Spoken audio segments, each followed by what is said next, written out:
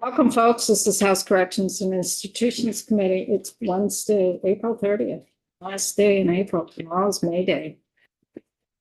Oh, goody. We're on the path to adjournment. We hope. We're going to be talking a little bit this morning about a stakeholders group that is kind of an ad hoc group. There's nothing real formal about it in terms of state statute or anything like that. Probably back around 2020, 21, when we started really looking at replacing the women's correctional facility. There was concern about working with DOC in terms of what program needs would need to be there, because you need to figure out what programming you're going to be offering in terms of what the buildings are going to look like. And so this is a group of folks who have come together informally. It kind of ebbs and flows in terms of who's there to work with DOC in terms of really having a cohesive planning approach to what programming, work programs, educational programs, mental health programs, substance use disorder,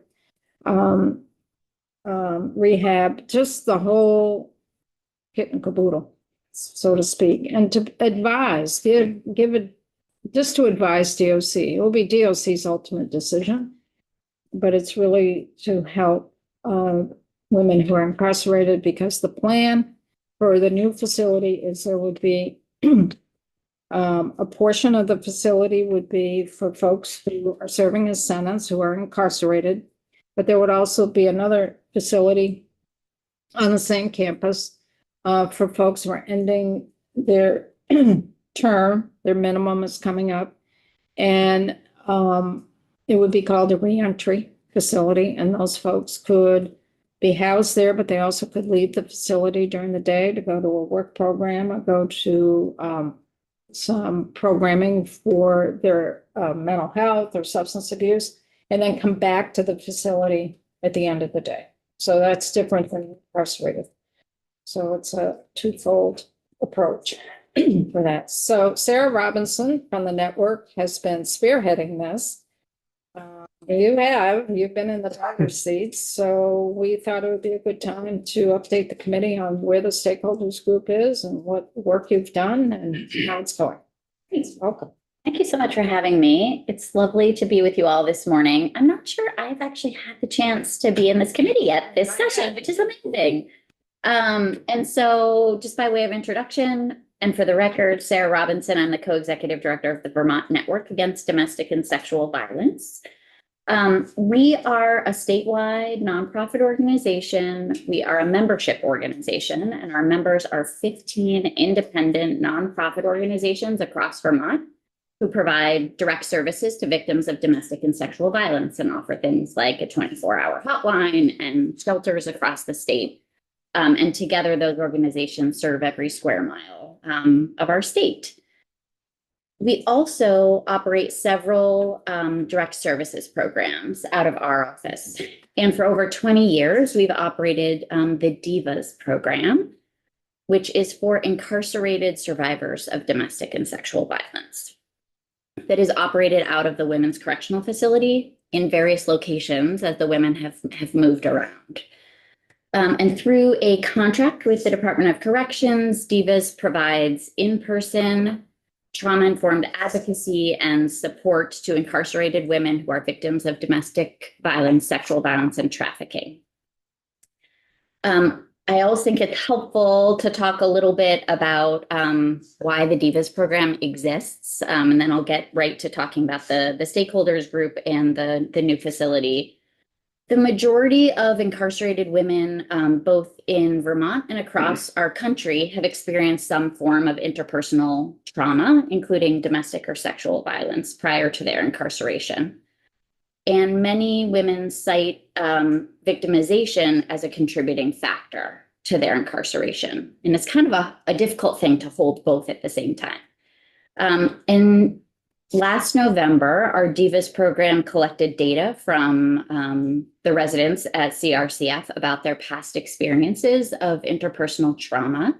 And I've submitted that data to fill to post on the committee webpage. But of those surveyed, 97% of the women living at CRCF indicated that they had previously experienced or witnessed domestic violence.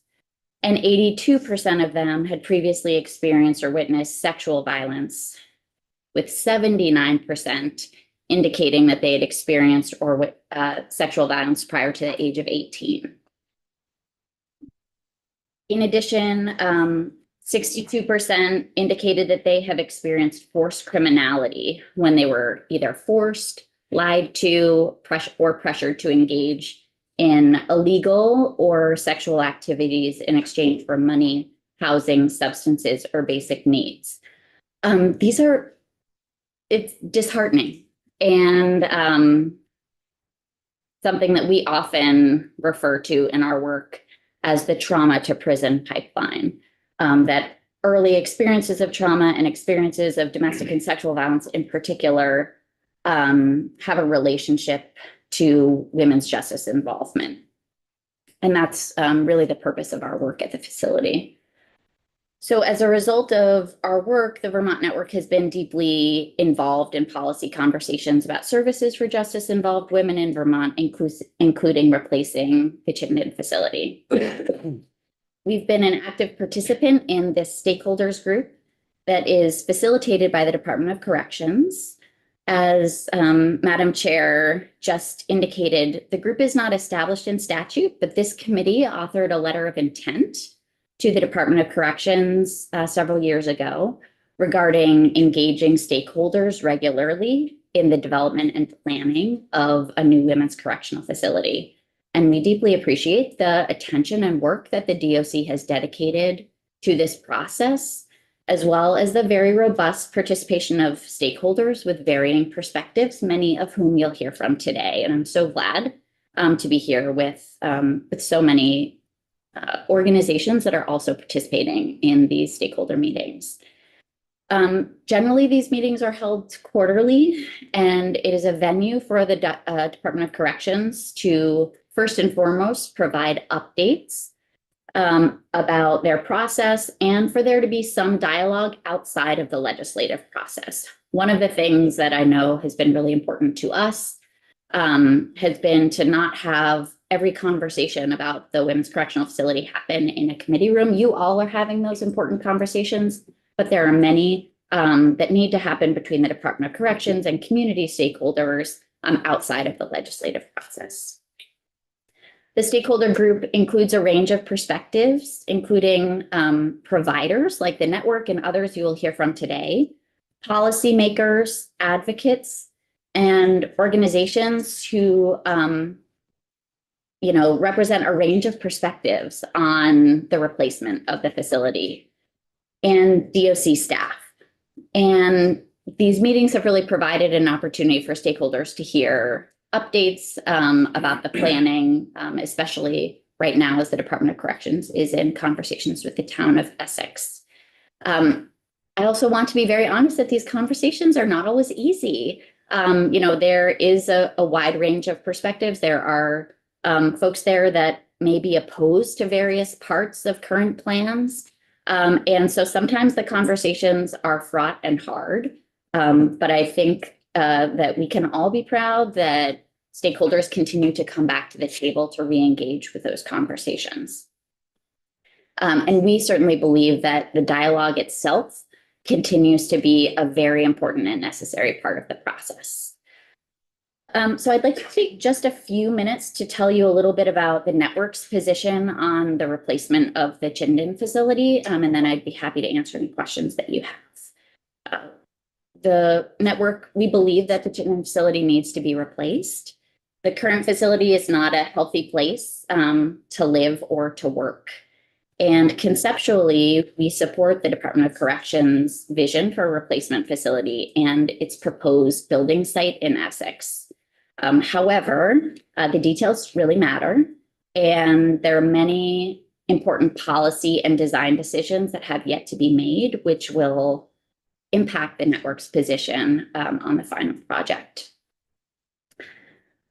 All of the stakeholders that have been participating in these conversations overwhelmingly agree that justice-involved women in Vermont deserve a robust system of support, rehabilitation, and healing.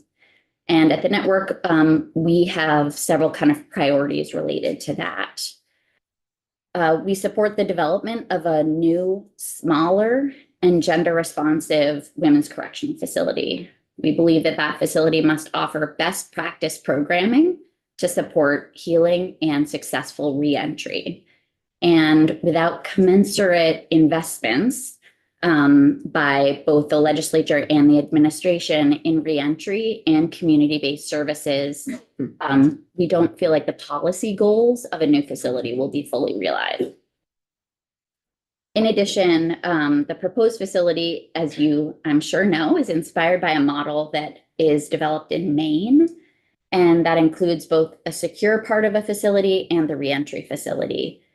And we've discussed this model in depth, and we believe that it holds a lot of promise if it is used to reduce our overall reliance on incarceration and support successful reentry. And we also believe that the reentry facility and the eligibility criteria about who gets to go into the reentry facility at what point in their sentence, who is eligible and not eligible, really matters and has to be designed to maximize use of the reentry facility. And this may include some future policy conversations that this committee or others have, especially around issues related to detainees and others. And finally, two kind of last points is that the programming and services that are going to be offered at the new facility should inform the foundational components of the design. That's some of the conversation that we've been having with the Department of Corrections. But we really have to ensure that justice-involved women are provided continuity of services from the facility into the community, and that funding providers to offer services both inside and outside the walls of the facility provides that re-entry bridge and contributes to this continuity and successful re-entry. And the last point I wanted to share with you all is that we do believe that the replacement facility should be located in proximity to both community-based services and the corrections workforce. And this will ensure access to transportation, housing, treatment, and employment opportunities for individuals that are participating in the reentry side of the facility. And we support DOC's current efforts to work with the town of Essex to site the facility there, and have been in conversation with the DOC as well as the town of Essex and electeds from Essex about that process. That's it from me. I would be happy to answer any questions now or after you hear from others. Questions? Well, I'll ask at once. Brian?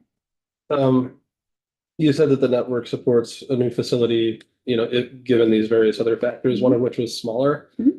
And I get the logic there, but can you say more about that? Like, how would it be determined, or what's your input there? So we have always believed that there needs to be an evidence-based basis for the size of the new facility. Ultimately, one of the things we do in the stakeholders meeting is actually look at data, both historical data and current data about utilization of the facility, as well as look at national standards and best practices about how much room and operational flexibility the Department of Corrections might need in a new facility. And so, our position has been that we believe if we do this well and that we are funding community and reentry services, we will be able to have a smaller facility. But again, kind of many of those decisions have not yet been made, and the details really matter on that. And so that's part of why we're at the table, to have that conversation with the Department of Corrections as they get closer to bed counts and bed numbers. And we know that that is not the only thing that matters about the facility is how big it is, but really the services that are able to be offered there as well. Sure, thanks. Yep.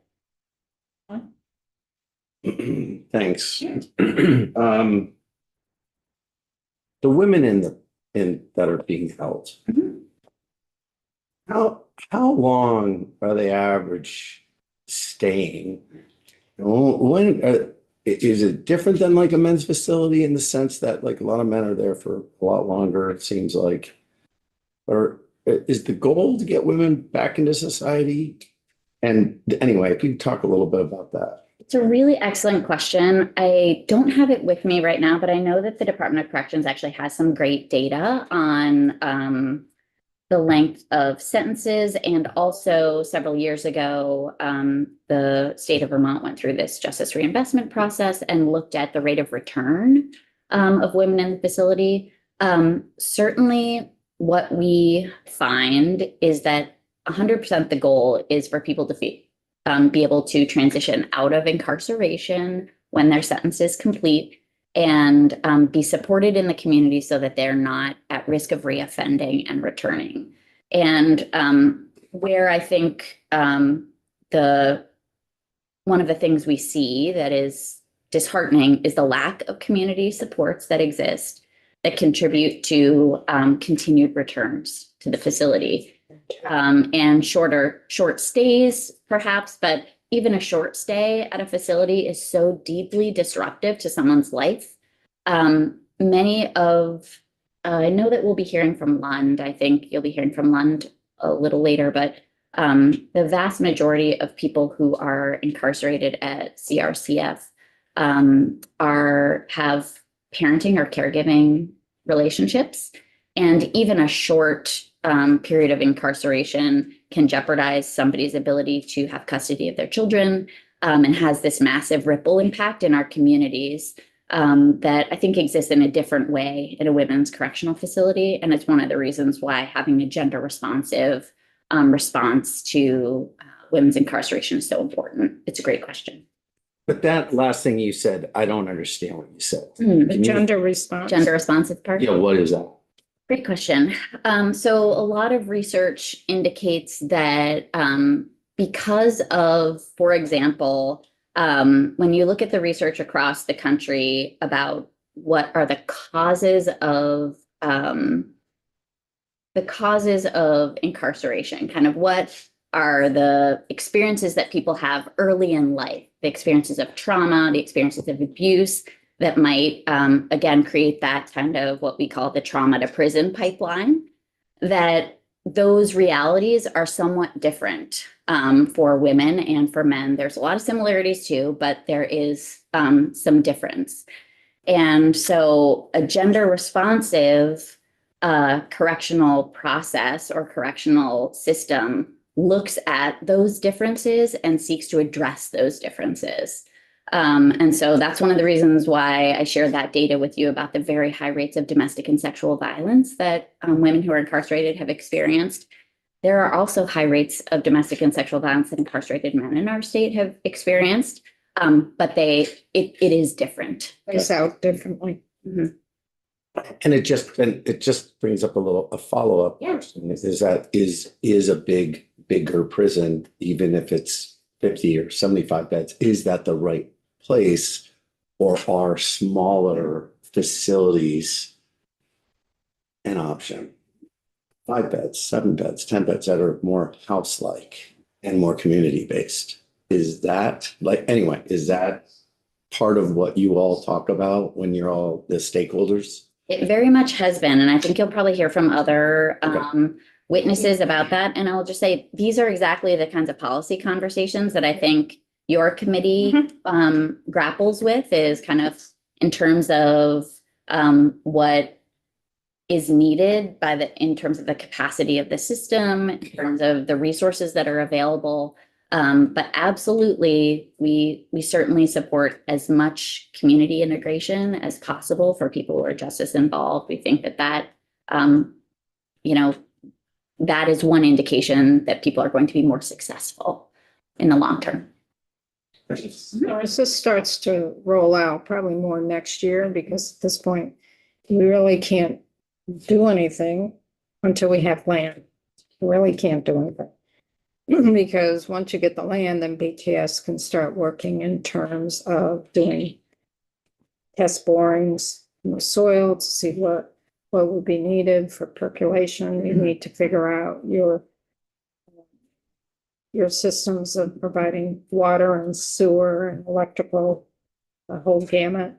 See where on the acreage you might be able to build, that type of thing. So until all that work gets done, can't do any of that until you get the land. So we're in the process of trying to find a location for it. So by next year, we may be in a position where we know where we'll have some opportunities to site the facility. And that's when we start looking at different models of how the buildings are structured. Remember, don't get hung up on bed counts. We went through how beds are counted. That's going to be really, really important to keep that focus in terms of what the beds are being used for. Booking, infirmary, special needs, honor system, reentry. Don't get hung up on the total beds, but we'll have to focus in on what those beds usage will be. And then the cost. Because we'll have to fund it. So all of that will be here in the committee, and working also with the design in terms of what's going to be the programmatic needs of DOC and the programmatic needs in general. And how that will relay to the design of the buildings, which then relates to the total cost for that. Kevin. What types of programs, services are we not able to provide right now in the facilities that we have, which I am all for having the right kind of facilities for the women. But where are we unable to do what you would like to do right now and why? I think that's a great question for all the providers that are operating the facility. I know you'll hear from Ronnie Basden from Vermont Works for Women, who will have other thoughts on that. So one thing I will say is that the current facility does deeply constrain the kinds of programming that's able to be offered.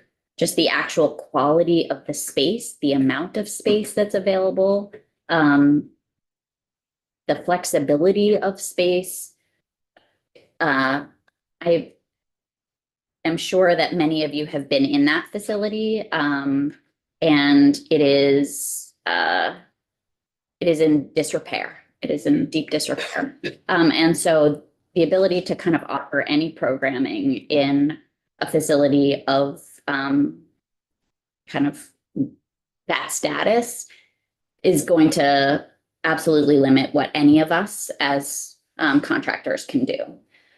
The other thing that I will say is a lot of our work is we do an incredible amount of reentry work, preparation with women who are in the facility, but we also do a lot of trauma-informed groups and individual work with women who are in the facility. Actually, this year we've offered several times a project that is in collaboration with Writers for Recovery and Scrag Mountain Music, where they come into the facility and they actually work with women to write lullabies to children or grandchildren that they're separated from, and then Scrag puts those lullabies to music and they're recorded and offered to women.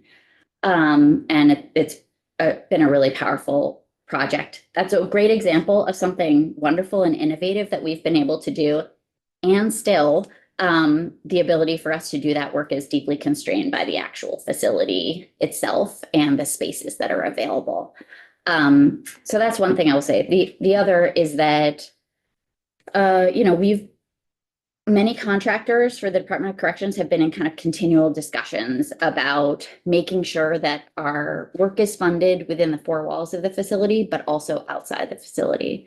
And the relationships that our contractors and our staff develop with women over years often in that facility can really serve as a bridge and a foundation as people are reentering into the community. And for a long time, the contractor agreements with the Department of Corrections did not fund any reentry services outside of the actual facility.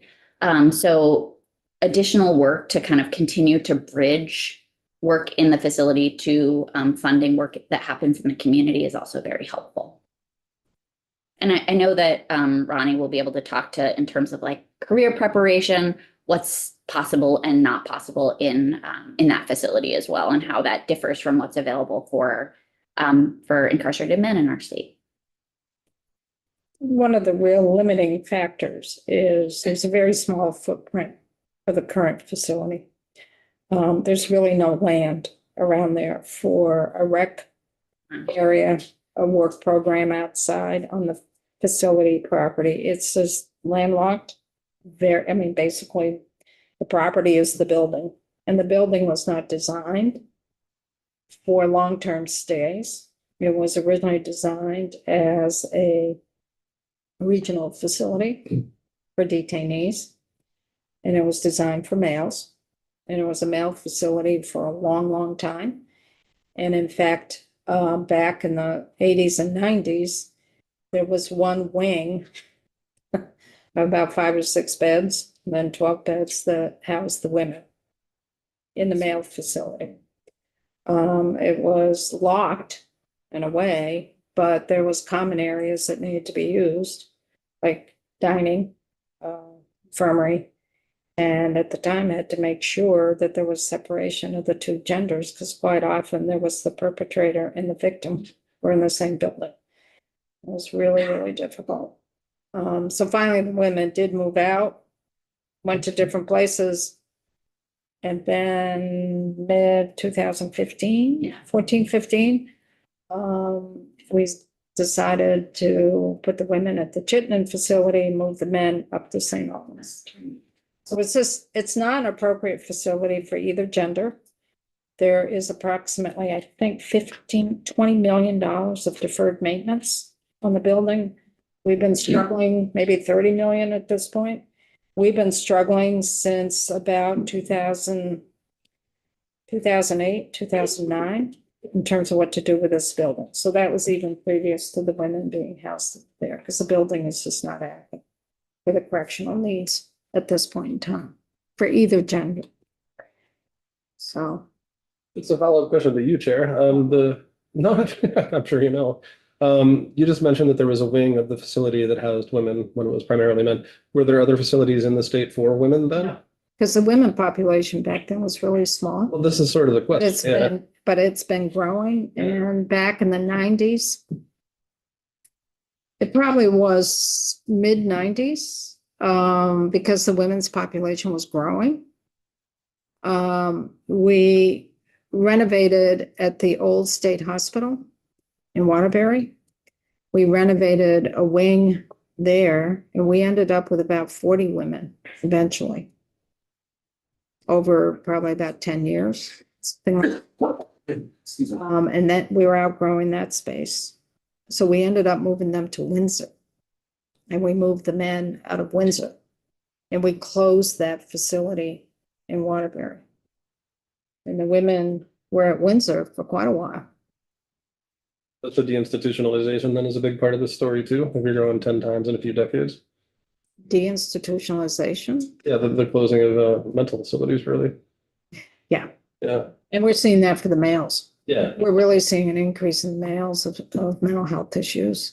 And the other dynamic that's really different for women versus the males, when a woman usually enters the criminal justice system, or particularly an incarcerated setting, she doesn't have a support system like a lot of the men that are entering criminal justice system or an incarcerated setting. A lot of the men have a support system. They may have a mom, they may have a wife, they may have a significant other, they may have children. By the time a woman enters a correctional facility, there's a lot of bridges that have been burned. And quite often she doesn't have any support on the outside. So it's really different. And sometimes when she becomes time to re-enter, there isn't any place that she can go that's safe because it's not there. And sometimes the perpetrator of the sexual or domestic violence is also incarcerated. And the children may be in protective custody. So there's a lot of layers there to the women that's not there necessarily for the males. But I really want to be clear that some of our facilities, St. Johnsbury, St. Albans, and Rutland, are limiting in terms of what males can access as well. And I want to keep that balance there. Just because we're looking at Chittenden, we would be looking at Chittenden regardless whether it was male or female, because that facility needs to be gone. So just looking at the women and building a new facility for the women doesn't mean we've taken care of folks who are under state custody. Because we're dealing with about 150, 140, it fluctuates, and we have over 1,100, 1,200 males who are incarcerated. So I just want to put that balance out there for committee members to think. Just because we're taking care of one facility doesn't take care of the whole system.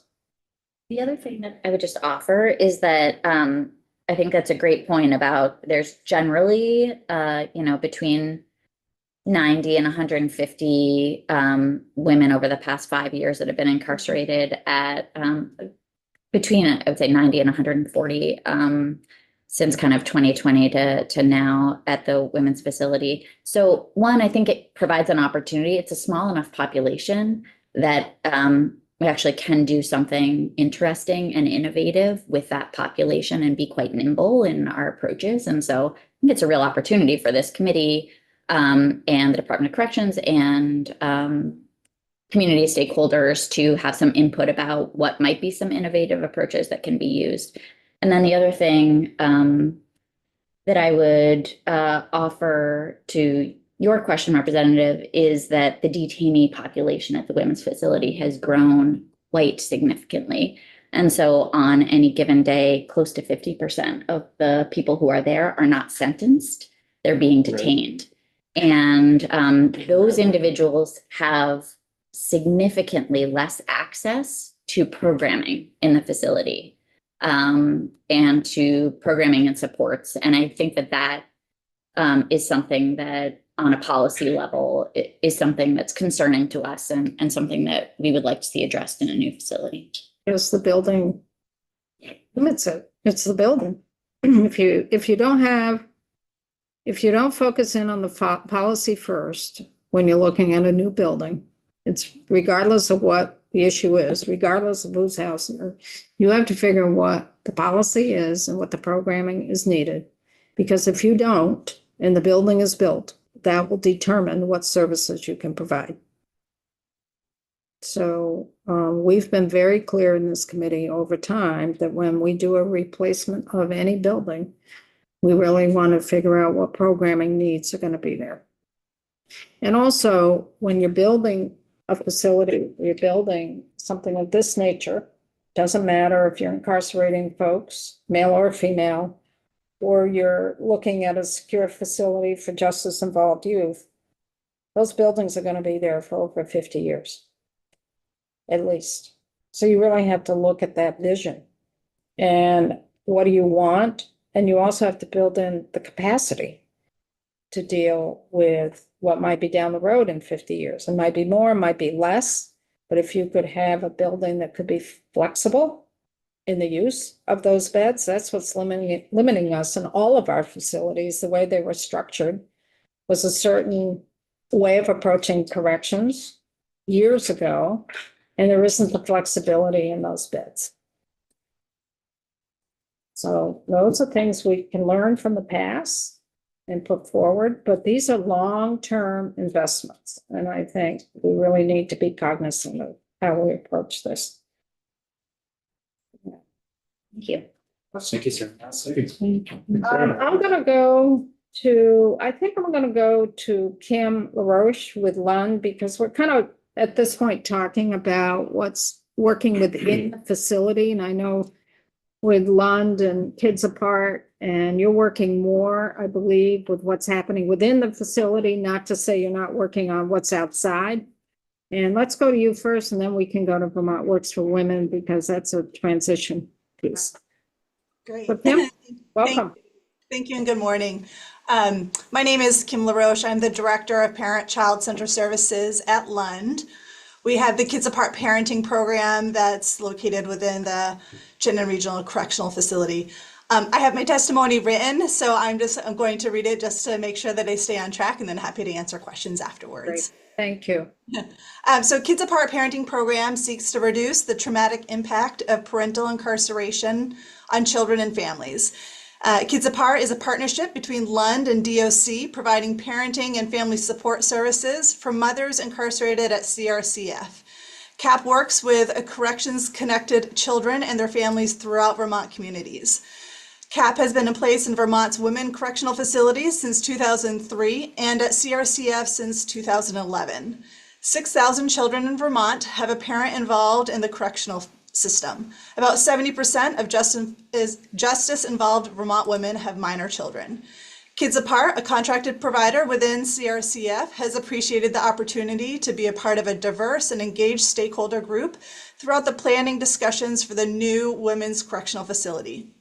Being at the table with individuals from varied backgrounds has brought forward meaningful and necessary conversations. Early in the process, we've had the chance to review the physical layout of the proposed facility, but updates on that have been less frequent recently. As a group, we voiced constant desire for the layout to prioritize a larger reentry space in a smaller, secure area. While I believe that this feedback has been heard, the response is often pointed to the need for legislative action in order to make more significant changes. And so this highlights a challenge that limits flexibility and design despite stakeholder input. Overall, meetings have allowed for open dialogue and respectful sharing of perspectives. There has been at times conversations which have been sidetracked by discussions over whether or not a new facility should be built at all. While these are valid perspectives, the purpose of this group, as I understand it, is not to determine whether the facility is needed, but rather to inform how it should be designed and operate in the most just and effective way possible. Having a skilled facilitator has been a thoughtful decision and has helped keep discussions focused and productive.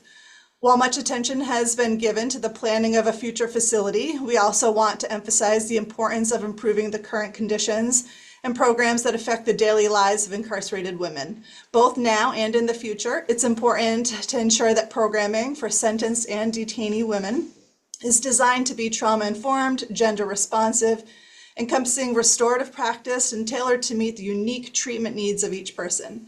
Positive steps have been taken, including restorative justice and healing center practice trainings, which have been well received by CRCF and DOC staff. And we hope to see continued expanded efforts in this area, both now and in the future. Thank you, Kim. Can you go back to the beginning of your statement when you talked about what legislative change might need to occur? Can you repeat that or focus in on that? Yeah, so as was mentioned earlier, in discussion about the facility build and the structure and the secure component versus the re-entry facility, wanting to, our desire is that there's a larger re-entry portion of beds versus the secure. And our understanding, and I won't be able to speak with the details of it, but that there is criteria that needs to be met in order for somebody to be eligible for that re-entry side. And so while we say, we want to make the secure as small as possible and re-entry as large as possible, that there's policy that determines when somebody would be eligible for that re-entry. And you're saying that that should be done in statute and not left to directives or policies by DOC.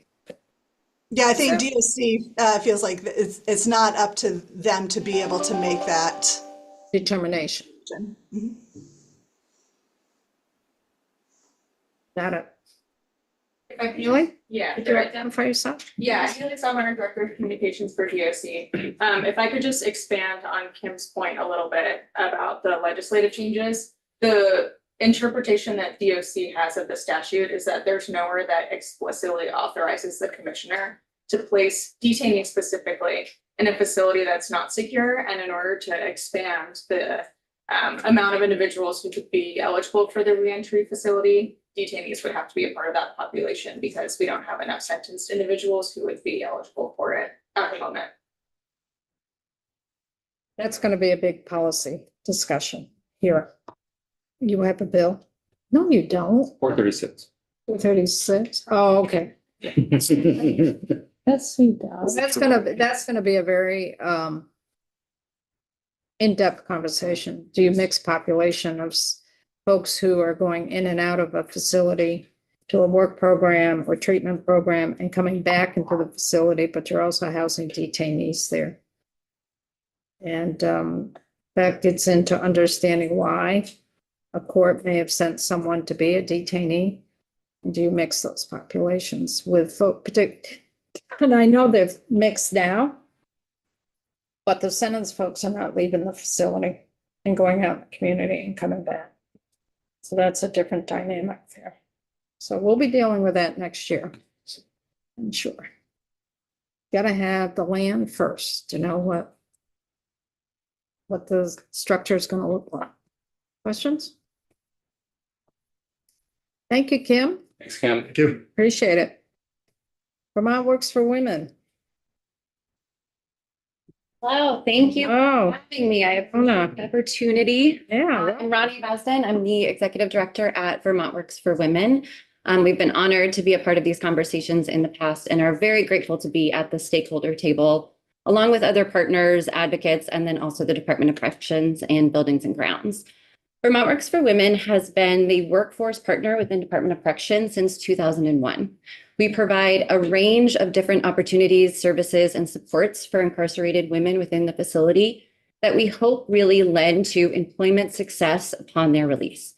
Employability is one of the major factors in success upon reentry and is also a major factor in building stability and support and independence for women and their families as well.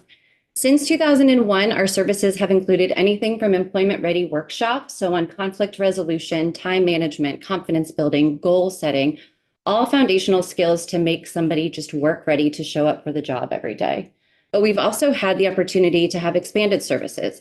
In previous facilities, such as in Windsor, we've run a very intensive vocational training program in construction. It was called a Mod Home program, where incarcerated women actually were building tiny homes from the ground up, electrical, plumbing, construction, and then those homes were then introduced into the community for people to live in. 100% of the women that went through the Mod Home program have never been reincarcerated back into a correctional facility, and 2 of them are actually current trades instructors with our pre-apprenticeship programs in the community. These vocations, go ahead, yes. I'm happy to take questions between. Evan. Can men participate in that? So men could, we are Vermont Works for Women, but there's always opportunities. And I will say historically, men's facilities, just because of space, size, and also services, Vermont Correctional Institutions has run within men's facilities for vocational and work readiness, but has not been within the CRCF or women's population. So we have kind of held the reins on a lot of those vocational trainings. Construction and trades has been one of the most popular and in-demand programs we have run in the past, but we've also run programs in culinary and other industries to really build up skills for women upon release. Currently, yes. Currently, our services within the facility still focus on a lot of those employment readiness skills. We also are providing one-on-one coaching for women as they get closer to release, really that within 6-month mark, to make sure that they're fully prepared and know of their employment opportunities. And we've also had the opportunity over the past 3 years to work with the in-facility staff on developing an enhanced workers program for the women within facility jobs. So we really tried to take the workers program and mimic how that would work within a traditional employer setting. So it includes interviewing, job skills, promotions. There are behavioral disputes that they then get to work with our team to help navigate, to then go back to jobs successfully and hope to build those skills to then utilize them. That's a very important program in the sense it is the closest that mimics a real life work experience so that they can feel confident setting out. It also gives our staff the opportunity to be an employment reference for women upon release. DOC is not allowed to be an employment reference for an incarcerated individual. So this does allow them to at least have something on their resume that they can then walk into an employer with. We are also very excited that we have been working with Department of Corrections, and this is still in the works, but is coming for an actual work release program where women can be released from the facility for up to 8 hours a day to work at Rhino Foods in the manufacturing department. And that allows them to start building an income, building a foundation, and then even have a job opportunity upon release, which has been a phenomenal partnership and something we have been very excited to kind of see. Where you gonna have food? Rhino, thank you. And kudos to Department of Corrections for helping facilitate that as well. Rhino Foods, where is it? Rhino Foods is in Burlington, Yeah. Okay. right there next to where the Burton facility Across the is as street. well. Queen City Yeah. Park. And they've also just been a phenomenal inclusive hiring employer as far as providing phenomenal supports for all of their employees to really build success there. Are they currently employing incarcerated? women? Yes, yes. So we have worked with Rhino Foods outside our contract with the Department of Corrections only allows us to provide these services within the facility. Okay. But our work as an organization outside of it, we work incredibly closely with Rhino Foods and other employers who are ready and willing to also work within this type of program. They work with many incarcerated individuals.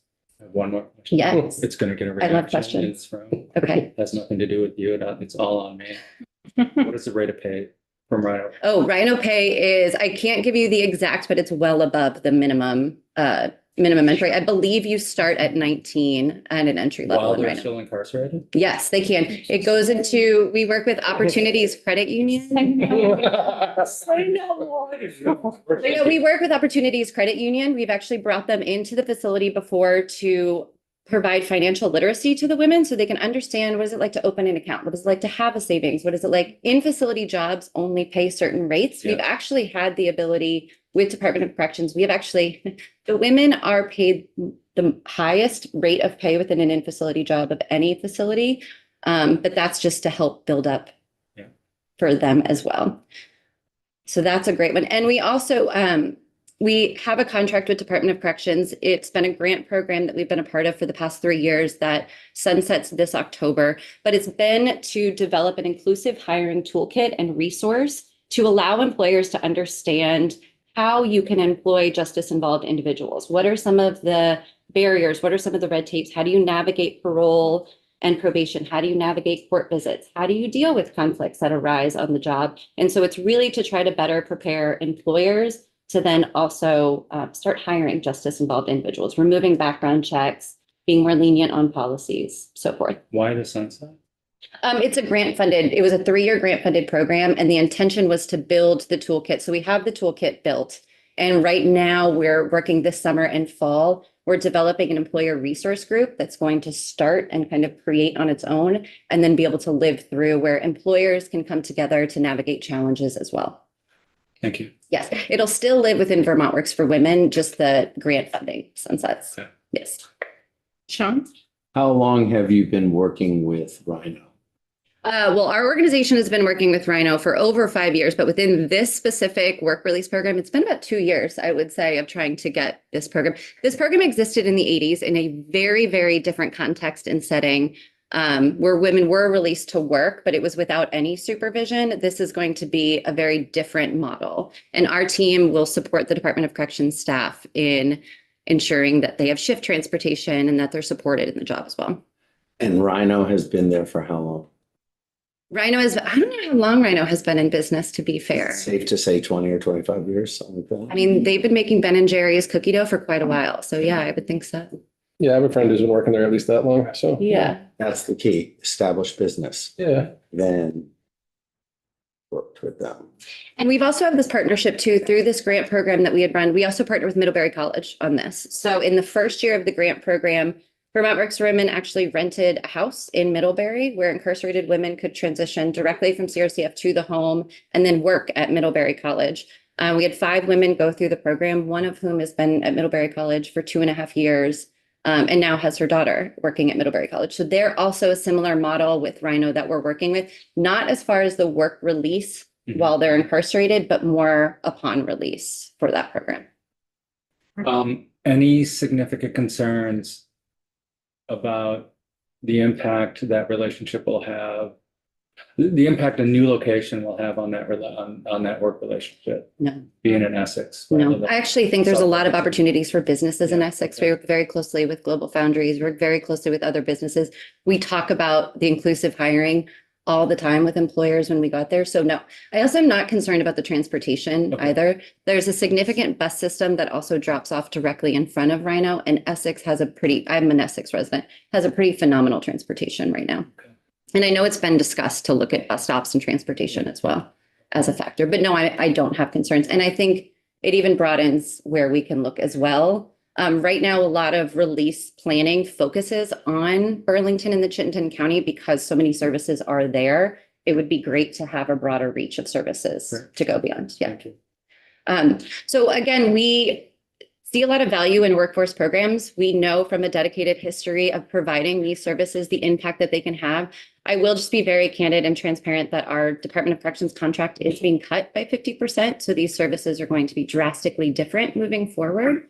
But we will still work with the department to implement what we can within the facility. The facility itself, going back to the building, it's limiting. We provide a range of pre-apprenticeship programs in the community right now that we can 100% be willing to run within the facility as we used to. We would love to run electrical and plumbing, trades work, advanced manufacturing, all of that. There's no Wi-Fi in the facility. There's absolutely no space to run construction programming. We have attempted to run a minimal construction program in the past. Unfortunately, every screw is accounted for, every length of wire is accounted for. You are not allowed to have batteries and drills when you have them. So it just limits women actually gaining that real feel of the job.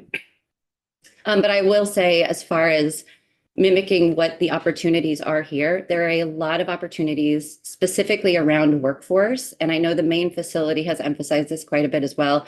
There's a lot of opportunities to provide not only work readiness skills, but direct vocational skills while they are incarcerated that then can directly translate to community supports and employment after. And us as an organization, as well as other organizations that are out there, are really eager to be a part of what that could look like through a reentry facility and release planning. Brian and then Connor. You may have just answered it. I was going to ask the Wi-Fi question, so that would greatly enable, I assume, not only training, but potentially the ability to do remote work and that kind of stuff. Absolutely. Yeah. I mean, Yeah. imagine interviewing, we could do it. We historically have run an enrichment night program where once a month we bring employers into the facility so they can meet women can have a personal connection with employers. And it kind of dispels for many employers just some of the stigma around working with justice involved women and building that personal connection. And we have seen success. Many women who have left in release have reached out to employers. PuroClean Management Services is one that has absolutely hired, and they have been a consistent enrichment night employer. Thanks. Yes. Do you mind just saying what a 50% cut is in dollars? Yes, it's about $106,000. We will go from 2 full-time staff people in the facility 5 days a week to just 1. 106,000? But wait a minute, hold on. Is some of that going to be replaced with an internal deal? So last fall, there was a workforce coordinator that was hired within CRCF. This position was originally intended to be split between 2 facilities to better support and has now been put at CRCF.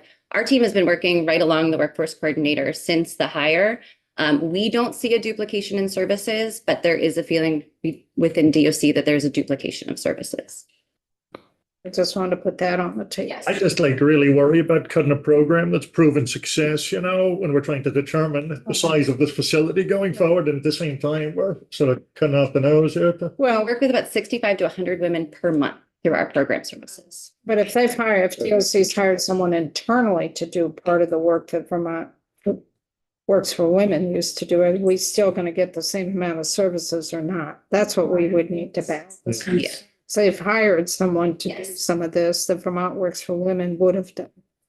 Yeah, we've been doing, in my opinion, different work since the hire. And I feel that we've really appreciated having a workforce coordinator at the facility. It's been a great benefit to our team. It brings a different philosophy around workforce development. And I think it's just a good pairing. But yes, the policy and the mandate have impacted that. Right. So let's not just look at the money, but let's look at what has been put in DOC prior to that. I think what Vermont Works for Women has done a terrific job. You were really involved when the women were down at the Windsor facility, because there was property, there was land, there was a lot of activity going on down there. Remember building of the homes. There were the greenhouses we put up for master gardeners. There was just so much innovation, and I just wish that could be integrated with the male facilities. And we 100% agree. I wish we could replicate exactly the services that we have in male. I will say men's facilities have had more opportunity for vocational training and workforce development. They've also had work release programs and have been able to earn income in different ways than women. Yes, that's no longer true. That's no longer true, and it's been cut back in terms of a lot of the vocational training. Working is no longer there. Woodworking is currently at Southern State. They're making cat houses right now for. Well, that's a little different than making furniture. Yeah, I think that's just one of the projects that they're working on, but there is an instructor currently at Southern State who's working. So I was talking more furniture. There was working with making road signs. There was a whole different type of work program for the males. They're no longer there. Still making the license plates. That's up in St. Albans, right? But we had a print shop. We don't have the print shop, or it's very minimal. phased out. It's being phased out. So the same thing is starting to happen. And I know way back when it must have been in the 90s, when the males were at the Chittenden facility, there was one wing there that they could go outside the facility and work during the day and come back. And that no longer is true for that.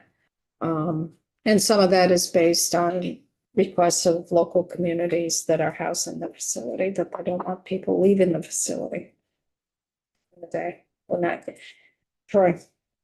Haley, just to stay consistent with my questioning, it's a rate of pay on the bad house construction.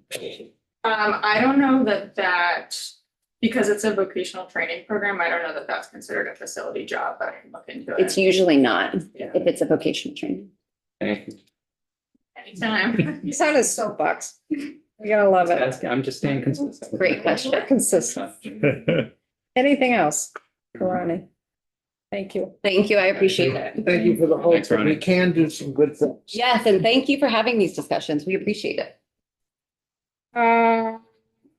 Jana from Freeherb, you want to come up? And then Carrie will go to you. My testimony is posted up to a hard copy all along. Welcome. Thank you.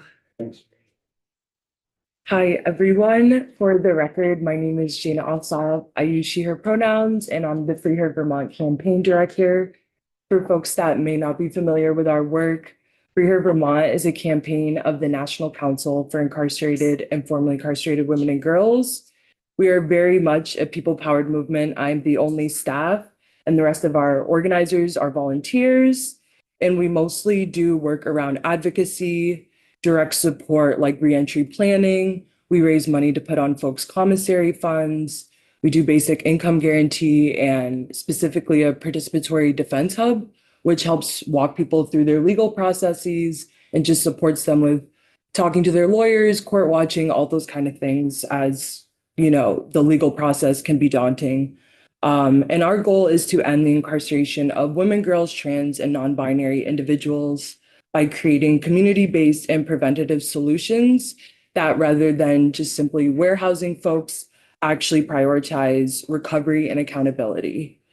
So Freeherb representatives have been attending the CRCF stakeholder meetings since 2023. And while we appreciate the creation of the space and the opportunity to connect, we are concerned that tangible progress has been limited in certain key areas. And I will skim over some of the things as Sarah and Ronnie already touched on them, but we also would like to add to the choir talking about there's been limited discussions around policy around design and detainees. Namely, stakeholders broadly agree on the need to address policies affecting detainees. You've heard that twice now today. And my only concern is that actionable improvements have remained elusive. I was just going back through our meeting minutes, and this topic was broached at least in June of 2024 for the first time. So that's almost a year later, and we haven't had really any actionable next steps. And I feel now that Vermont is almost becoming like the center of a lot of what's going on with political prisoners, with Romesa Ozturk and folks of that sort. It feels important to figure out how we can care for detainees. Another key area of concern, which kind of touches on what Kim was saying, like if this space is the right one to be talking about the broader systemic issues that are leading to higher rates of incarceration. So we feel there hasn't been a lot of work around creating community-based initiatives that can be pursued to decrease incarceration rates. And further, I think this may be something that a new UVM study group is working on, but we would love to see some kind of assessment of incarcerated folks, like how many people need detox beds, rehabilitation beds, mental health. There's a lot of folks in there with severe PTSD and other complex mental health disorders, and we just don't feel prisons is the appropriate place for treatment. And just to share some of the statistics that led us to this point, more than 60% of the roughly 1,400 incarcerated Vermonters are on DOC's mental health caseload. An overwhelming 88% of our prison population are living with chronic illness. And as we heard earlier, over 50% of our population are just detained. And so the lack of services in community is leaving prisons as the default solution to systemic gaps in care, which should be against Vermont's morals. And at a time when housing is being devastatingly underfunded and Vermont residents are being displaced, the prioritization of prisons is alarming. And we all do agree that CRCF is not a place where people should be. But I think where we disagree is how we empty that facility safely. Another thing I would just like to raise is Free Her Vermont has bounced around this idea of exploring the possibility of contracted providers like the network Vermont Works for Women fully managing the reentry facility. If we are to seriously talk about moving away from incarceration, this feels like a tangible next step of offloading some of the responsibility from the DOC to our contracted providers that are also facing very difficult funding crises. So this feels like it would address a lot of issues. It feels like a compromise for a lot of folks with differing views. So yes, I think it would be great to, one, discuss if this is of interest to the contracted partners, what resources would need to be available for them to do this, and if this is operationally and feasible with the policies we currently have. And this also, I want to include this discussion to talk about expanding their funding, not only in prisons, but without. I believe Ronnie was just talking about that. Their work is limited behind the prison walls. And we know for successful reentry, these supports need to be following people in community. And I just want to uplift that our contracted service providers supplied the most consistent and comprehensive support for incarcerated people. And that should not only be valued, but rewarded. And I know not to get caught up in bed totals, but just to reiterate that across the board, we're seeing a growing consensus from contracted partners, the Department of Corrections, ourselves, that we want to expend significantly more resources in reentry rather than incarceration. And although Free Her believes it's economically and socially irresponsible to still spend millions to incarcerate so few people, we think it's important just to highlight this growing consensus.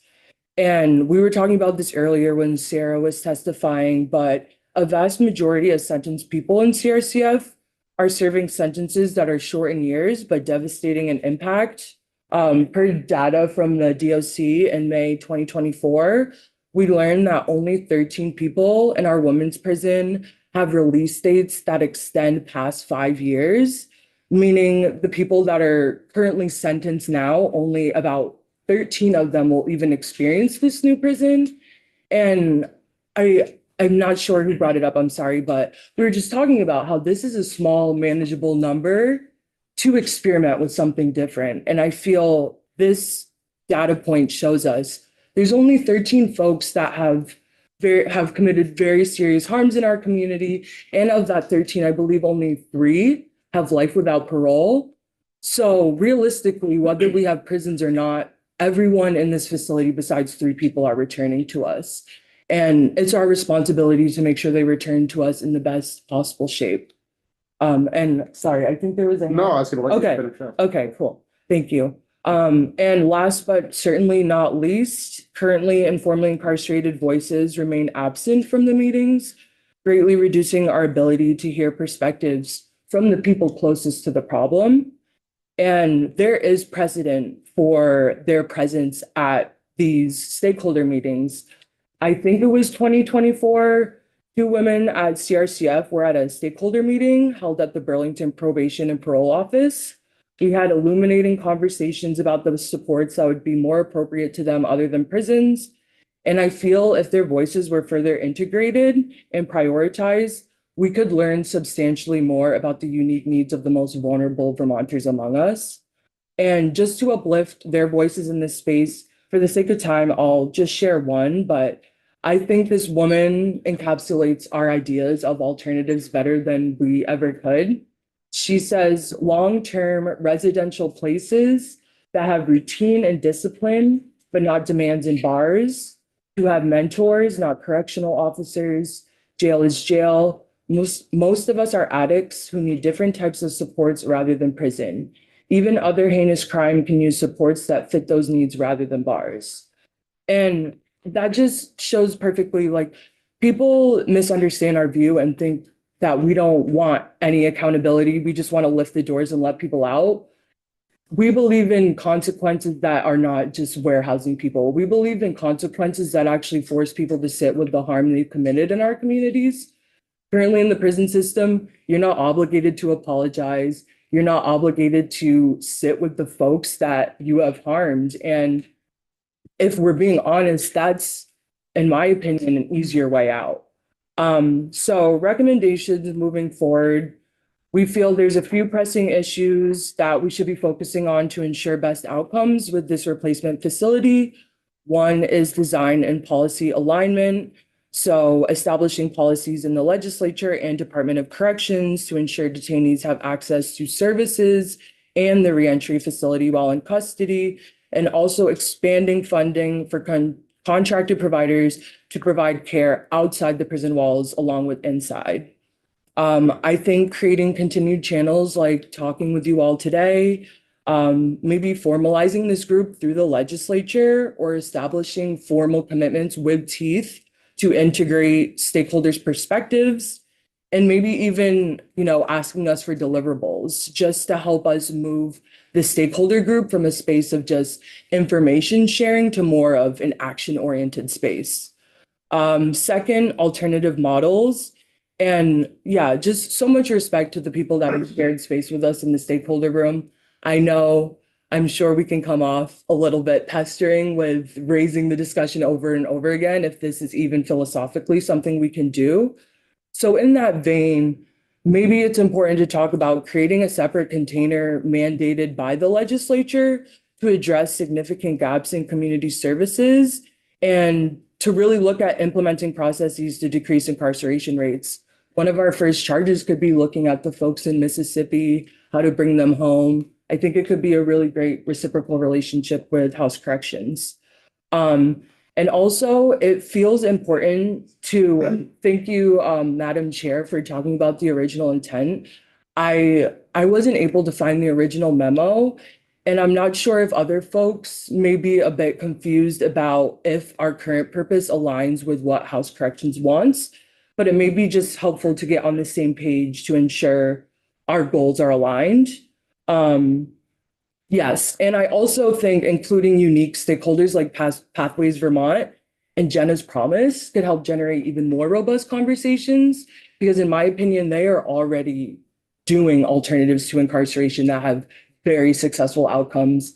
If folks have been to Jenna's Promise, that is one of the most moving places I've been to in Vermont, and it gave me so much inspiration for the future. So I just greatly uplift them as well. And lastly, exploration of contracted providers operating the reentry facility. I think we need to intentionally facilitate space for a dialogue with our providers to once again assess feasibility, interest, and resource allocation. And this is not to, throw any shots. This is just to be truthful about where we are. There are continual staffing crises within the Department of Corrections. So it feels important to acknowledge that Vermonters do not have as strong of a desire to be correctional officers anymore. They want life-affirming jobs in social work, advocacy, and nonprofit spaces. And each year, the system demands so much more from us to function. We've seen the budget increase by $40 million just in 3 fiscal years, from $189 million in FY 2023 to an eye-popping $230 million in FY 26. It feels important to ask ourselves philosophically, where do we draw the line? How much money is too much money to be putting in this? And wouldn't it be more productive to see how much our contracted providers could do, probably with a fraction of the money?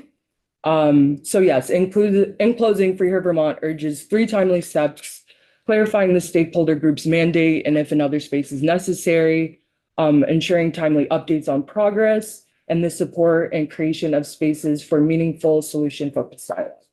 Thank you so much. Thank you. So Thank you. questions? Chair? Yes, do you recognize any scenarios where you think incarceration would be appropriate? Or is this, That's something we will have to talk about as a community.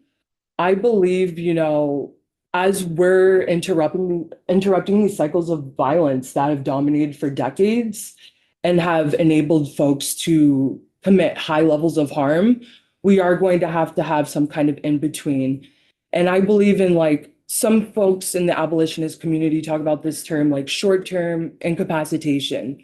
So if we have folks in a secure place for a few months, but we're regularly checking in to see where their healing is, where their progress is, but more so just making sure people are engaged in therapy and true treatment. Cognitive behavioral therapy has been gaining a lot of traction in the movement space. I don't think we've studied enough how trauma affects your brain chemistry, thought processes, and behaviors. So, when folks have experienced high levels of violence and harm, their brain is wired differently, and we need to engage them in processes that help heal them. So I feel like for the folks we're talking about, folks that maybe commit murder or high-level sexual assault, they need to be in healing treatment to be addressing the root causes of their harm. To us, crime is a symptom of a deeper issue. And yes, we'll have to figure out what we want to do with folks, but at the very least, making incarceration not the knee-jerk reaction, making it something that we think very long and hard about. And it's not just a one-size-fits-all solution for everyone that enters into our system. yeah, so I took the liberty of looking at your landing page. And this is a national campaign. And it says that the current battleground states are the 6 New England states Yeah, that have the lowest incarceration populations of women in the country. yes. So I think that speaks to Vermont's intent to a Mhm, certain point. mhm. But then so your ultimate intent is to decarcerate, decriminalize, and close women's prisons in the states. Yes, Okay, yeah, thank you. thank you. Questions? Brian? I don't know that it's yours to solve, but so this idea of having more support services available means this need for incarceration. Totally buy it. I feel like we often see in the world that there are those intentions, but then you build the place without those supports in place. Given how hard it is to find labor right now, how do we make sure that that's going to be in place when this new facility comes online? I wonder what your thoughts are. We're talking about community-based facilities and supports. Yeah, once again, obviously none of these are easy problems to solve, but I'm looking at the staffing crisis at the Department of Corrections, and they, I believe, spent $20 million last year just to pay overtime, all those things. I suspect we would have to talk to Sarah and Ronnie, but I feel like people want to work at the network. People want to work at Vermont Works for Women. They're great jobs. You have great benefits. You don't leave work with high levels of trauma, with PTSD. I honestly think maybe with some added incentives, it will be easier than people may believe to set up these community-based supports. I guess I'm trying to connect, how do we do community-based supports for folks who are sent through the criminal justice system and the courts with a sentence to a secure facility? How would the community-based folks provide that? Because they're under the custody of the state. Maybe it could look like a similar policy with the community justice centers, how we do diversion. Maybe these could be created into some kind of diversion programs. But also, we don't think like these community supports only have to be available to incarcerated people. It's our hope that if there's just a robust network of care, we will naturally start interrupting some of these cycles and patterns that leads people to incarceration. So you're looking at it more at the front end. Yes, but I do like your idea of maybe diverting people's sentences to, an apprenticeship with Vermont Works for Women or That would be working through the criminal justice system, the Okay. courts. It's not DOC that makes Okay. those determinations. That is done in terms of sentencing. Mm. It's done in terms of the courts. It's also done by statute because some of the criminal activity and charges and convictions, there is by statute what a sentence would be. So that's really, DOC is the last end of that pipeline. They're not the ones that determine if someone comes to them or not. It's the criminal justice system. And I will say there are examples. Tennessee has a farm, Thistle Farm. It's for incarcerated and sentenced individuals, but it is a community-based support. It can be it can actually be a life It would be sentence opportunity, and it is run while the Department of Corrections in Tennessee has a hold because it does incarcerated individuals. It is run by a community organization. So the DOC contracts out. Yeah. And is the person sentenced to that facility? Yep, from the so court? basically it becomes an opportunity to apply. So you can apply and as an individual, and again, it's motivated as the incarcerated individual Right. to agree to certain things. That's where you can go, and it's a working farm. And who do they apply to? So it'd be the Department of Corrections. The So they go through the Department of Corrections, and I'm not going to try to even put details to the Tennessee correction system, but I do know it is for sentenced individuals, and it is an option for our community. And it is a mix of, under 5-year sentences all the way to life sentences. And it's a social enterprise model. So it's actually a working farm that then generates CSAs and opportunities for the community. James? I say, I don't think there's probably anybody in the room that disagrees that we should be doing better. More programming, there is a degree where punishment is called for. There's a degree where rehabilitation is called for. Well, rehabilitation shall be part of it. We're never going to be in a place, never happened in history of society where, there's no prisons at all. There is a place for that. I mean, if you are, as say, a high-level sex offender or, a murderer, depends on what, obviously there could be you could be charged with murder and two very different things, Jeffrey Dahmer versus, fit of passion, whatever. But when we're talking about this more for the committees, it's always consider, like females, women make up half the population, but they're 1/10 of the prison population. Women are far less likely to be charged with the same crime. Excuse me. They're less likely to be charged with the same crime. Their sentences are something like 36% lighter than men's for the same crime. And the statistics continuously skew that way. And that's not that women are getting treated great. It's that men probably aren't. So like I think that's important to look at. We just had our thing for now. Even though I know what it is, I'm having a brain cramp. The child visitation. Kids at Park. Well, we advocated for it to go into men's prisons and then it's being cut, and, especially with statistics about the success of single fathers, and I was one.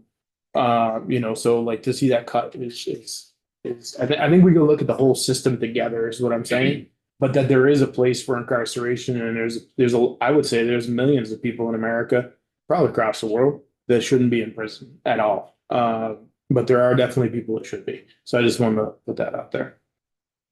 One thing I would just like to say is Indigenous cultures did not use traditional prisons. They use circles, transformative justice, and there are examples of communities working through, in modern times, some of the highest levels of harm that we know of, murder, sexual assault, without utilizing prisons. And I know that is just a very confusing concept for some folks, and it doesn't feel fair in some ways, but true justice can come from connection with community and feeling accountable for the harm you cause. And yeah, I know it's hard to get to a place like that, but I do just want to uplift that Indigenous communities have worked through these issues without prisons in the past. In our policies, we don't argue with witnesses, but I will say, if you go historically in the back, and we're not going to solve this today, you would also get killed for doing certain things, even in tribes, or you would get ostracized and sent off and to be left on your own. So there's a lot of things different in 2025 than in 1589. But we don't debate and stuff, so I shouldn't have probably said that, but it's important, I think, as a contextual thing, that life is not the same today. Yes, but I would look up transformative justice. There are examples of modern communities working through murder and sexual assault without prisons today. Questions? Sean? I just want to thank you for having the courage to kind of grab a hold of that idea. I know it's not yours, but it's probably shared. Not at all. But it's really nice to hear that and to think about that and to challenge us to think about it. So thanks.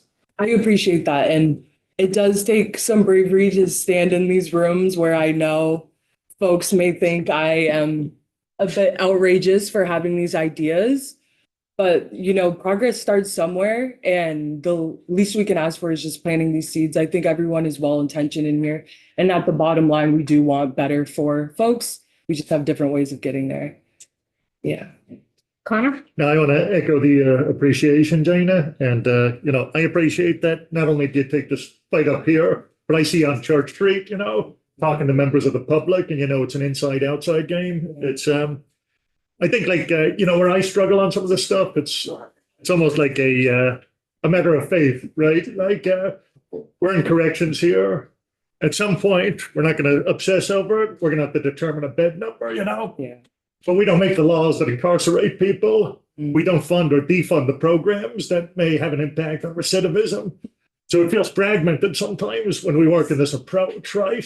And I think, so much of the stuff you say, I'm like, I want to believe it. And I want to see a prison that's maybe so small that you can barely see the thing, But I think I have cynicism with the system. And I think about the people who wanted to deinstitutionalize, the state hospital and fund the community. And I think they were right too, people could have been in the community rather than a setting. Yeah. But then I see what's happened, and you go to the bike path in Montpelier, and we just move people to different facilities like homeless shelters or prisons, So I come at this with a bit of fear, I think, in that I don't trust necessarily the system to get to a point where we have so few people, we don't need a prison, And I worry about the bad outcomes and the chaos that could ensue with moving more people out of state, if we mess it up. So I don't know, I'm kind of ranting. I want to be there, but I have such cynicism with the system that it's hard for me to get there, Yeah. Balancing act. Kevin, and then we're going to move on to Vermont Commission on Women. I agree with what you said. I would like to say, this is crazy, but I'd like to see the Ascutney location that we've thought about maybe getting rid of and not figuring out how to use it, and put you in charge of those men that meet a criteria and are about to be released into the community so they can learn skills and be responsible for getting up and doing it and acting properly together, et cetera, et cetera. I think there's a huge opportunity, rather than starting from scratch for the men, bring it up to speed and do what you're doing for the ladies. And I'll give a quick shout out to other organizations. Resource of Vermont has also been working with Department of Corrections to work within men's facilities as well to try to replicate similar models. But yes, The Windsor facility was originally used there. So we need to move this along because we do have some testimony that's scheduled. So Carrie, for Vermont Commission on Women. Welcome. Hey everyone, I'm Carrie Brown. I'm the Executive Director of the Vermont Commission on Women. I really appreciate having an opportunity to weigh in on, as you're thinking about what happened with this working group that's been started and looking for updates on it. So we have a long history of working on behalf of improving conditions for incarcerated women. And I'll just read you a policy statement that we have that kind of guides our work in this area in general. The Vermont Commission on Women supports legislation, policies, programs, and initiatives that provide women equality with male prisoners in facilities, programs, services, and geographic placement, while also considering gender-specific needs and the needs of the children of imprisoned women, as well as community support systems upon release. So this is what you're all talking about, what this has all been about. And let me just back up for a second. If you don't know, the Vermont Commission on Women, we're a state agency. We our goal is to advance opportunities and rights for women and girls in Vermont. And we do that by advising the legislative and the executive branches. We do research, we do public education, and we do policy work. Not just incarcerated. Not exactly, no. Women in general. Women, yeah. Gotcha. So it's really broad. Name a topic and I'll tell you how it's a women's issue. Okay. So we're very pleased to be a part of this current group. We have been part of similar groups over the years. We've been involved with partnerships with some of the groups you've heard from today, with the Department of Corrections, going back years and years and years. And we were part of contributing to something that we called the White Paper, which is a really unimaginative name, back in 2012 when the women were first moved to CRCF. And a whole group of organizations got together and said, there are problems, here are some of the problems. And it's interesting reading if you want to go back and look at, 13 years ago, very, very similar concerns about the condition of the building. And there are some things that have been improved and some things that are just inherent to that structure that are not really going to be fixed. So considering a replacement is definitely a valid way to go.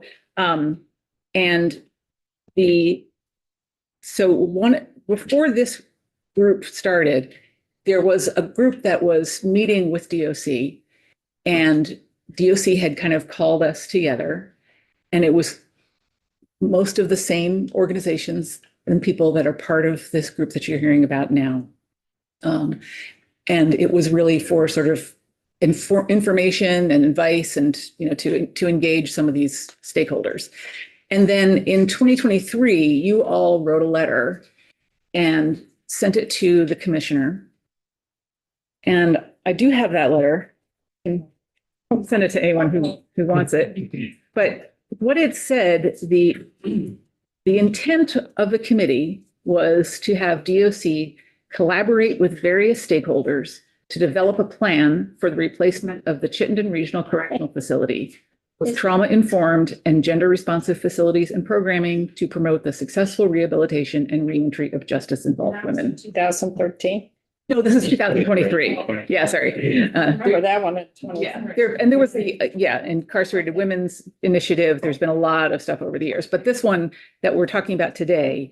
And I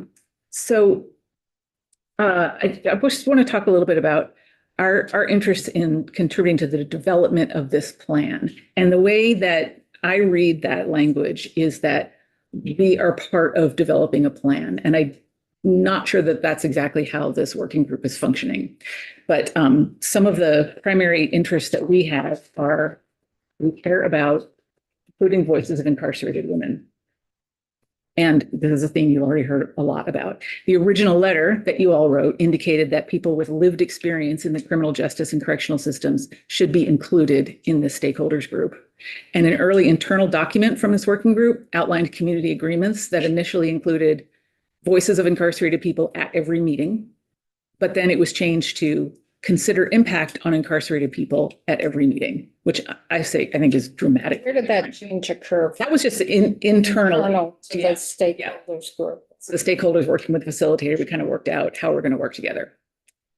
And I know that it's important to DOC to include these voices. I know that there has been a lot of intention to do this. Back in 2021, when a lot of this planning process started, I think it's like 3 commissioners ago now, I'm not sure, maybe a couple of commissioners ago.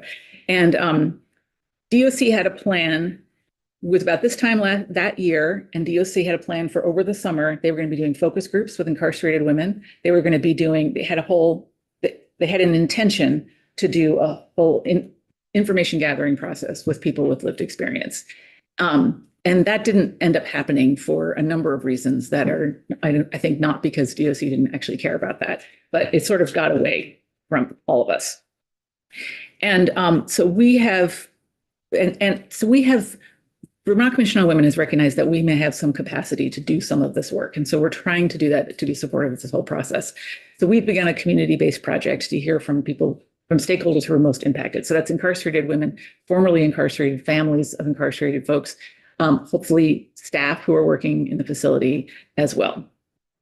So we have been making monthly visits to the facility. We've been talking with different groups of women. It's really open to whoever wants to come, and are initially trying to get some sense of what input would you like to have into this process of replacing the facility.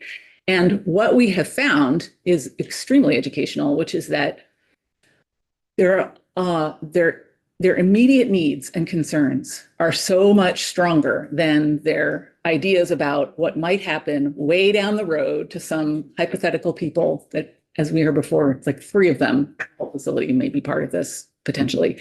And their immediate needs are so overwhelming. And those include, there's a lot of them, but generally there's concern about housing upon release. And you know that there are people who are there because they don't have housing. They could be released, but they don't have housing. Their healthcare. There are a lot of problems with the kind of healthcare that they're receiving, and we have specific examples that we'll be happy to share down the road. But that's very concerning to them. They feel like they're not getting what they need. And then also a sense of not having a hard time navigating the rules and the regulations and working with the correction officer staff who there's a perception that there's inconsistent treatment, inconsistent training, and that things are not necessarily completely clear or implemented in just ways. So those are all things that a new building will not change. And so this is our other big concern, is that everyone who's part of this group has been talking about for years now, is that, and Chair Emmons, you spoke about this as well, that we build a building that meets the needs of the programming and the services and the culture that we want to have happen. We don't build it, and we decide that first. So we don't build a building that is just going to perpetuate the same kind of stuff that's happening now. And that we have an opportunity to really think and do some envisioning about what that might look like. How could we have a really different culture? How could we treat people really differently when they're incarcerated? Doesn't have to be super dramatic. I think, it could be, but even just to be thinking about, how are we going to make sure that people have the work experience?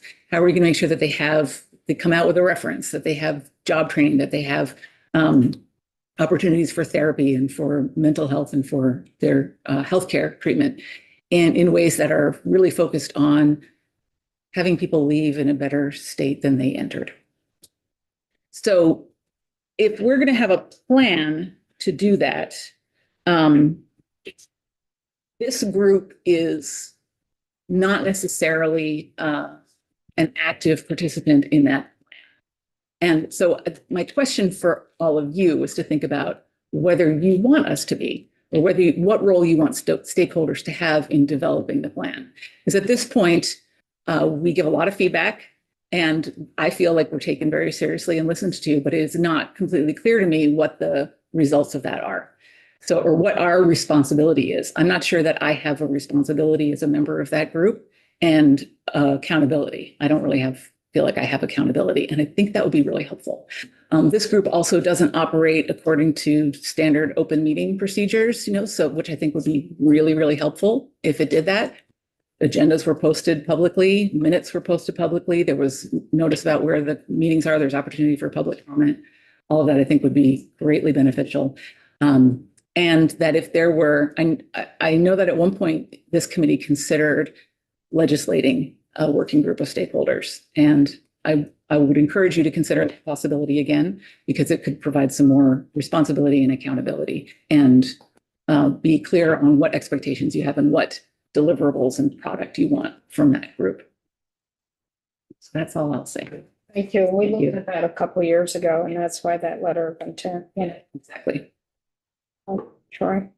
Can you just talk a little bit more about, I think I have two questions on this. And it's going to get back to that. It's going to ultimately come back down to that legislative design part of this. But you expressed a capacity to be more of a conduit for currently incarcerated women or women with lived experiences.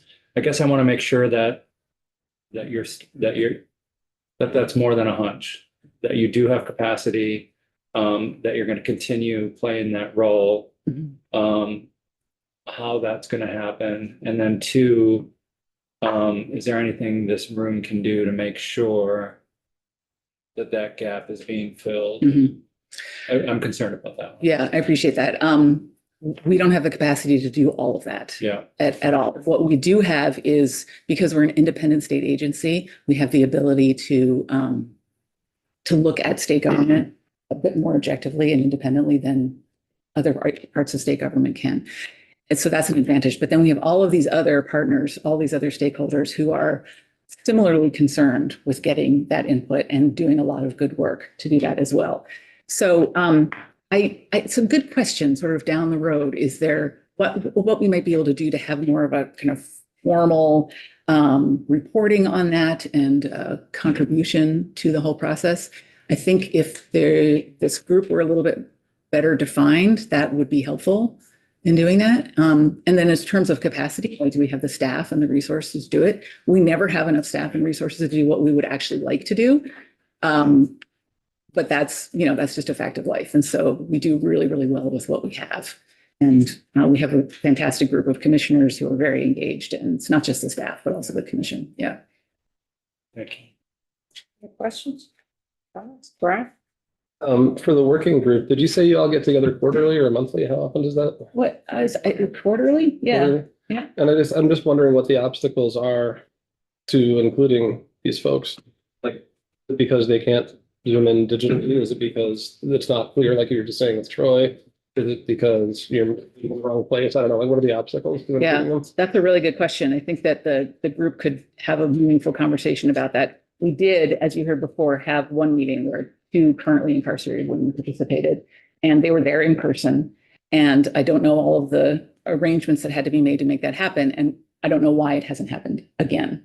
But it seems like if it happened once, it could probably happen again. But there are plenty of other ways people can come in remotely, and or input can be gotten in more indirectly. They could be hearing report. There's so many of these contractors who are part of this group who work directly with the women in the facility, who have tons to share about that direct experience. So there could be a more intentional way to incorporate that. I think so. That those are just Well, then I just think about the difference between providing testimony and actually having a seat at the table. But that's a different question. So formerly incarcerated people could be permanent members of the committee and provide that experience that way, and really, be at the table. Yeah, right. Thanks. Yeah. So in your statement about the mission of the commission, not trying to rhyme here, but you said that the commission's role is to provide equality as compared to men. If I may be mistaken how you phrased it, but essentially that women should have the same equal treatment as men, and that you also advocate for advancing the rights of women. So I'm sure you don't have a formal position, but maybe you do. When it comes to the facility itself, do you guys have an official stance on that or statement regarding that? Because you guys are part of this working. Yeah. Well, we don't on this particular project. We try to keep our general positions kind of broad, because the specific situations change so dramatically. And so we try to have sort of some statements of principle. I mean, honestly, if I were revisiting that policy statement that I read to you now, which is pretty old, it's at least 20 years old, I wouldn't necessarily have the word equality in there. I might be talking about equity rather than equality, but other than that, no, we have perspectives and opinions that come and go. But we don't have any, we're not like, we oppose this facility or we support this facility, nothing like that. Yeah. But what we want is to see the best possible outcome for the people who are in the system, and replacing this facility is key to ensuring that. Right, replacing it, definitely. I guess we're just discussing really the option. Yeah. Excuse, to replace it, either something that's similar to the current facility that we have or something that's changed or new. So, thank you. Thank you. Oops, Kevin. What I heard was the three main things that your survey pointed out from those who are incarcerated is what the program that Ronnie described as being very successful at. So what are we doing to expand those opportunities? Housing, employment, insurance, all of those things are what need to be out there so that people come out and can be productive citizens. What are we doing to do that? Cutting funding. Got a facility that we're not using. Let's go build a new one, even though we've got one that's already been set up to do that, but we've let it run down because why? Why are we reinventing the wheel? People need to have skills, build up responsibility, have accountability, feel good about what they're doing, and a plan once somebody isn't feeding them. So how can we do that? Lots of This is one piece to the whole picture, and I think that's what we grapple with in this committee all the time. We've worked on trying to connect the Department of Labor, Associated General Contractors, with people who are in the P&P offices and those who are reentering the community. We have worked on the medical piece, trying to hook up people to make sure they can continue with their prescriptions and they can continue with getting hooked up with a primary care provider, getting hooked up with treatment. You know, those are some of the responsibilities of DOC, while persons reentering. Housing is a big issue.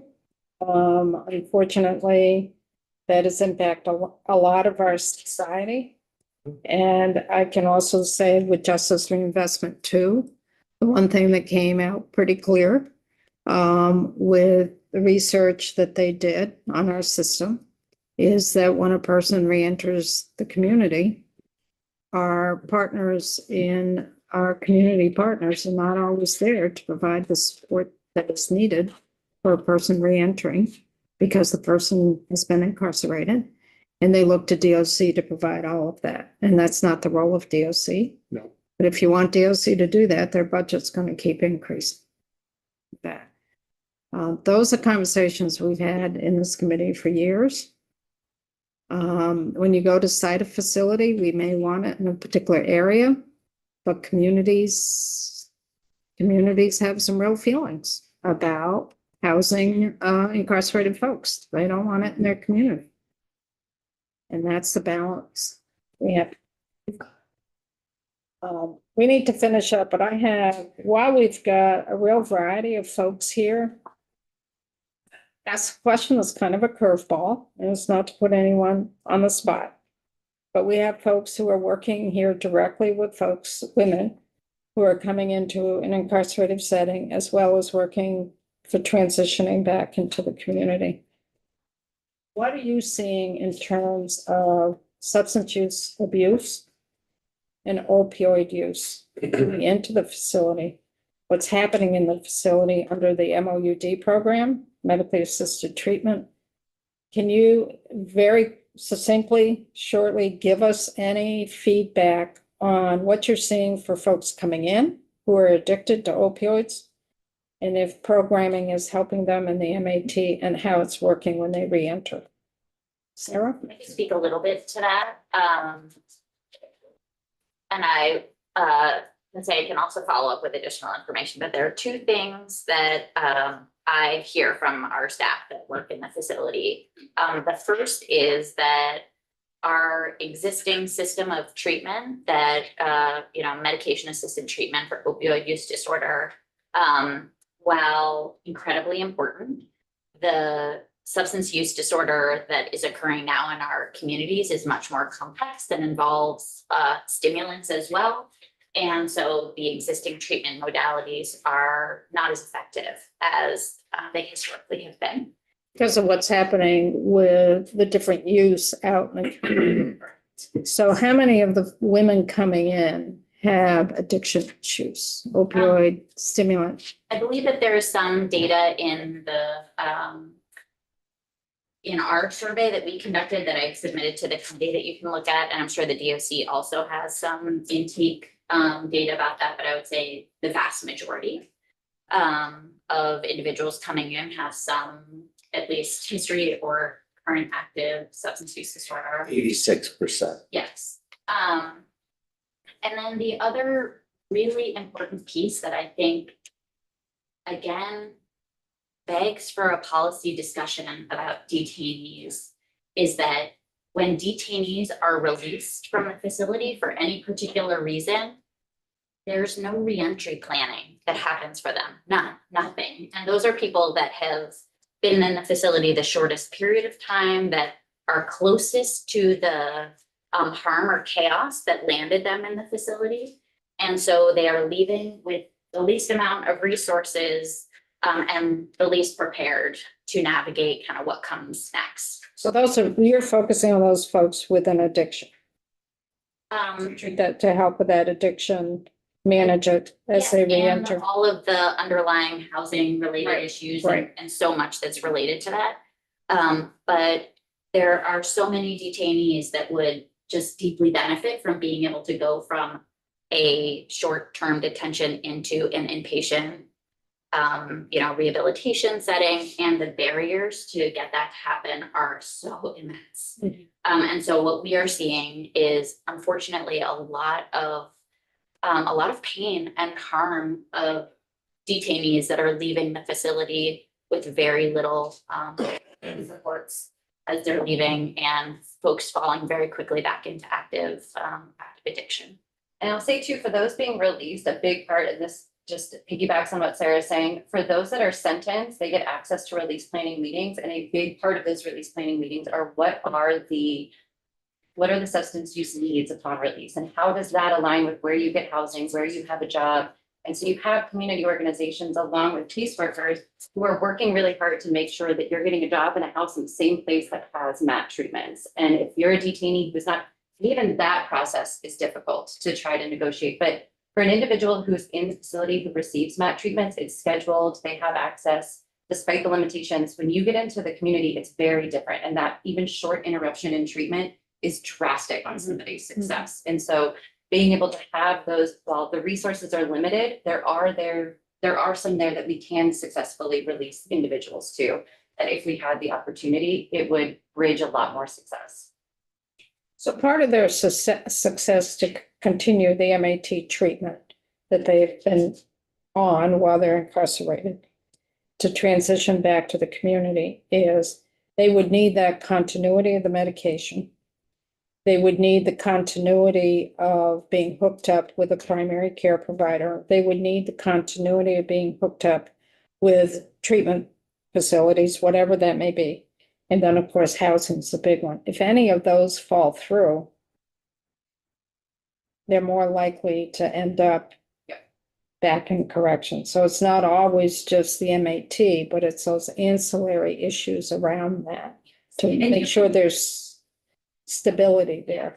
And some of the ways I know, like in how we talked about that grant funded program that we worked with Middlebury College, there's a MAT van that they actually were able to route to the college. So that way people during their shift could still go get their medical treatment and go right back to their work shift. What if they don't have that medical treatment? What happens to them? Yeah, I mean, I think that that is it's a significant risk that a lot of folks experience, and Haley could probably speak to this, but my understanding is that DOC, like statute and policy, essentially the caseworkers that work with the sentenced population and help establish some of those reentry plans, they do not work with detainees. And so what we have is detainees truly leaving the facility with only the services that often their public defenders endeavor to establish for them, or sometimes some services that, you know, as contractors, we're able to patch together. It's a huge, huge, huge gap. So for detainees, is it different what you're seeing for those folks who are there for overnight or over the weekend versus those that are there for a few months or a few years? Because it's really hard for DOC if someone's coming in and then they're gone within 36 hours. That to me is a whole different issue, that the DOC really doesn't even know the person, or hasn't been time for the person to even assimilate. If someone's been there for a few months or a year or two, I see that as more of a population that maybe DOC could work with. But on the other hand, DOC doesn't control when they leave the facility. And that's the piece there, because it's up to the courts for that. But do you think that what is happening in the opioid, I'm finding it interesting that you're saying there's a lot, it's not just opioid use that's out there in the community now, it's more the stimulants are also getting hooked in. Is MAT in the community adjusting to that change or Yeah, not? that'd be a great question for an MAT provider who would know a lot more about that. Because we're what we have in the facility is the same as what's out in the community. So I'm just wondering if that piece is out in the community. If we didn't have MAT in our correctional facilities and what you were seeing in the women's facility, what would be happening to those women with the addiction? What do you think would be happening to those women? Health risk of severe detox would be meds, I would imagine. I think it would be a range of different consequences, but it would be detoxing in a cell, which I can't imagine is going to have any better. But is that going to cure them? Go through detox? I don't want to speak to that specifically, but I don't believe it cure somebody potentially cause other harm. And then what would happen when they re-enter? What did you see anything prior to the MAT going into place in our facilities? And what happened when folks re-entered? I think no matter what someone's circumstances are, it's really about the continuity of services and care between the facility and community. And any time where we see like a large shift in that is a moment of risk.